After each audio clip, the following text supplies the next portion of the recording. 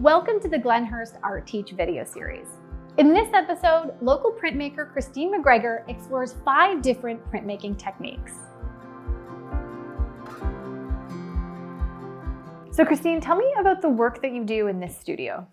So I do a lot of different art making in this studio, everything from textile art to painting. And then I sort of landed on printmaking 4 years ago and fell hard into that. So a lot of the stuff you see out right now is for printmaking. Now, there's a bunch of different kinds of printmaking, right? So can you just tell me what kinds of printmaking are you doing? Yeah, so one of the most basic ones is relief printmaking, or most popular ones. So essentially you carve a plate or you create a matrix. So you use V-gouge tools to carve material away, and then you'll roll ink on top of the plate and then place paper on top to create an impression. Oh, that's so neat. So this is the plate, and that is the print that you would get from it. It's funny how you can look at it and not see this. There's like a really raw element that you can't recreate if you're doing an ink drawing. With printmaking, it's got a textural quality that I'm really drawn to. So sort of a raw authenticity. So a similar one to that is a reduction print. So this is just a different material. Okay. This material is just flooring from the hardware store, like a laminate flooring. Cool. And then this is more of a printmaking material where I painted it black, transferred my image, and then carved it away. And I printed that one twice. So I printed it just in a color. Oh, beautiful. Where it had lots of, they call it chatter, like lots of small marks. And then I cleaned it up again and printed it. Oh, wow. It makes such a difference, doesn't it? So with a reduction print, I printed them on top of each other. So this print is underneath this print, and then I added watercolor. Oh, beautiful. Oh, I love the mixing of the medias. That's so nice. Well, and it's a chance to add a little bit of dimension and color. It doesn't have to be black and white with printmaking. There's lots of ways to explore color with it. Beautiful. So the other technique that I really, really like has more of a finer line to it. It's called Drypoint. It's also etching. Etching is where you would use an acid bath with a metal plate, but an easier and a more accessible one is plexiglass. So you scratch lines into a plexiglass plate using a sharp tool. Right. And instead of the ink sitting on top of your plate, the ink sits inside your scratches that you created. So an example of this being printed is here. Here, so I'll hold this up. And with the black behind you can kind of see the etching on the plastic. And then it turns into this. You're right, it does look just like a drawing. Yeah, but you get sort of this bloom around the outside, and you can feel where the plate made a bevel. So for this type of printmaking, you need an etching press. You need heavy pressure in order to push the paper into the plate. Yeah, so you can feel the bevel, and you get this sort of dust and scratch that you can't fake with other mediums. And it's that natural textural part of printmaking that's coming through. And now this is the next version of this. So this is the exact same thing, but to add color, instead of using watercolor or different layers of ink, I cut out a piece of paper and put it down. It's called chinkale. So the paper has a wheat paste on the back, and it's placed on top of the plate. The red paper is placed on top of the plate, and then the white paper is put on top. So the red paper takes the ink, so does the white paper, and it peels back like this. Oh, that's beautiful. You wouldn't even know. I mean, I guess if you look really closely, you can see the piece of paper.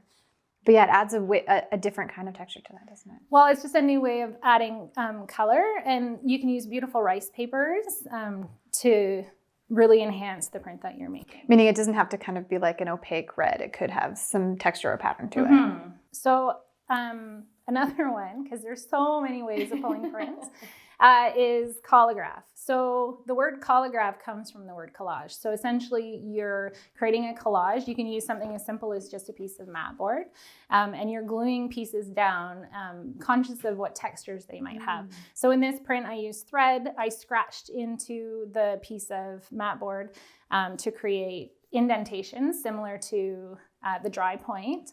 And then used fabric. So I sealed it all under a shellac, and then I inked it à la poupée. So I basically painted on top of it with different colors.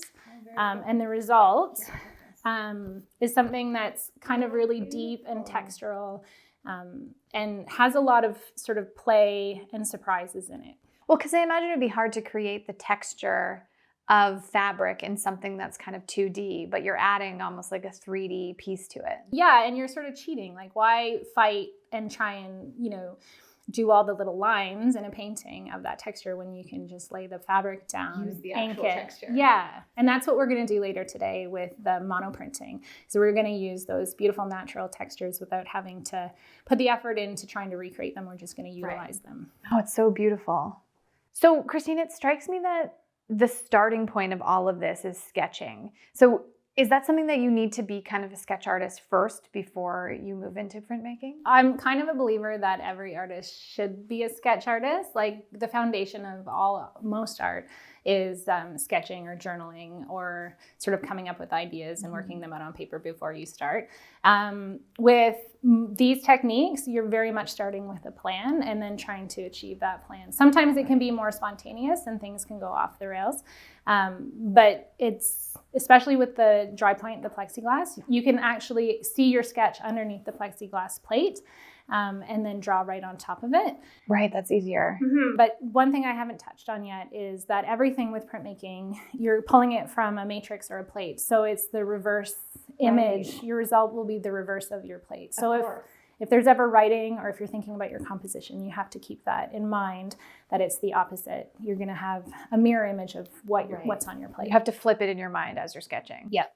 Okay, so there's different methods of printmaking. What have we looked at so far? So we've looked at relief printmaking, which was the flowers in the teacup where the ink sits on top of the plate. We've looked at Intaglio printmaking, which is with the Drypoint barn, where the ink is sitting inside the plate in the lines that were incised into the plate.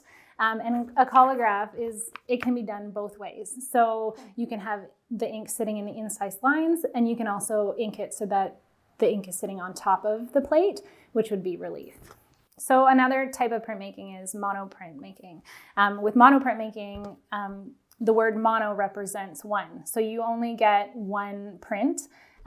You can't replicate it again and again like you can with your other forms of printmaking because it's too hard to control all the variables. So essentially you're just starting with a blank plate, and you're gonna add, we're gonna add found materials to it and ink them up and arrange them on the plate to pull our print. And so you're really just like pulling texture from an actual item instead of sketching and drawing. Yeah, and we're gonna look at the things that are gonna give us the best sort of impressions. Certain things give better texture, and it's kind of just exploring and taking a really good look at nature and then trying to utilize what's there. And I imagine part of the nature of mono is that, if you're using found objects that are somewhat delicate, you might only be able to get that print one time. Yeah, there's too many variables to replicate it. So with the other types, there's a lot more control. With this type, it's a little more free and more intuitive. What are kind of the steps of getting into this? What would be your kind of actionable advice for someone who wants to try printmaking? If it's something that you find intriguing, then try and find a class that's going to sort of show you the basic steps of getting started. That way you don't have to invest in a bunch of the materials that you might need, the inks and the rollers and the brayers, that type of thing. And then they can give you direction, or you can research too online. You'll find lots of good material online to sort of give you an idea if you wanted to try it at home. That's wonderful.